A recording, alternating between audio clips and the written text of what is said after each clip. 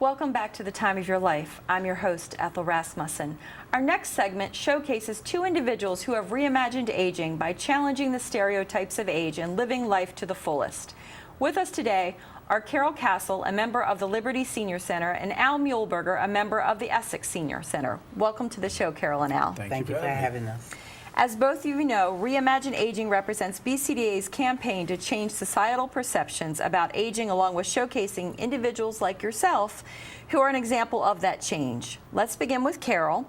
Carol, please share how you have reimagined aging through volunteerism, fitness, and really an overall lifestyle commitment. For me, age is just a number. I teach a 6 a.m. to 7 a.m. class at the Randallstown Y. It's a high-impact water aerobics class where I have people in the pool from ages all the way up to age 83 years of age. My class promotes endurance, strength, cognitive skills, along with long-lasting relationships. When we get in the pool in the morning, magic happens for us.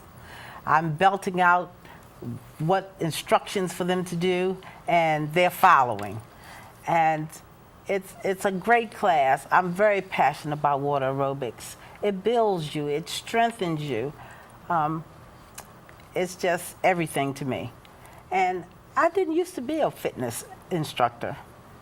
I had problems with my knees, and my doctor suggested that I would take water aerobics. So I did. And I took the arthritis class, which are the slower classes. And I got stronger, and I started taking the classes twice a week. And then I went to the Randallstown Y, and they had a lot of music, they had a lot of classes, and a lot of high-impact classes, along with arthritis classes. So I would stay in the pool for 3 hours a day with the high-impact classes.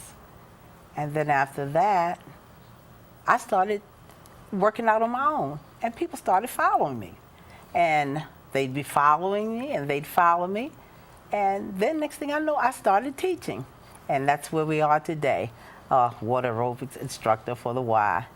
And I love it, you know. It builds a lot. And I touch a lot of lives, a lot of different people. And you hear them, when I really feel it in my heart, is when I hear them come to me and saying that it's all because of you. One lady just texted me today, and she said, I swam a mile today, all because of you. That must Grateful. make you feel good. Yes, yes. Al, like Carol, you were always on the go. Can you talk about how you have reimagined aging through changing careers, teaching, as well as many other activities that you're involved in?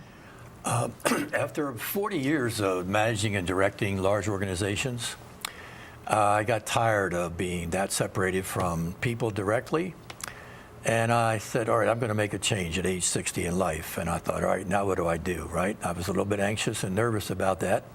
But I remember something that Dr. Patch Adams said once, that stop whining. All you need in life is a bowl of soup and a friend.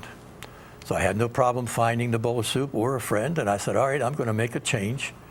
And I wanted to get into healthcare somehow. And I couldn't do it maybe getting into med school. So I took a class in massage therapy. And I became a licensed massage therapist, and I haven't looked back in the last 17 years doing that. With that management background, I was hired to design and implement the massage therapy degree program at the Community College of Baltimore County. Did that for a couple of years, developed my practice, and then didn't want to be in an academic environment like that. But I found my skill in teaching.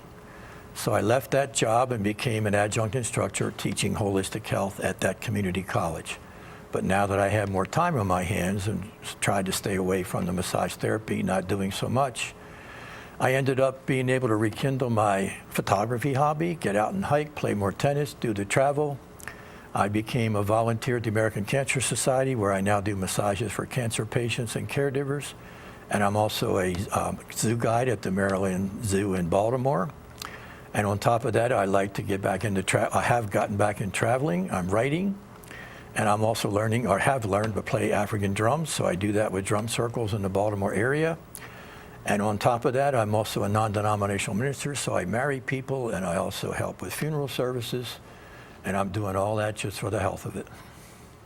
That's amazing. It's hard to imagine the impact that both of you are having in the community, as well as how you're living examples of Reimagine Aging. Thank you for being here with us today. You're welcome. Thank you. We're going to take a short break, and when we return, we will talk about senior box office, senior travel, and what's happening at your local senior center.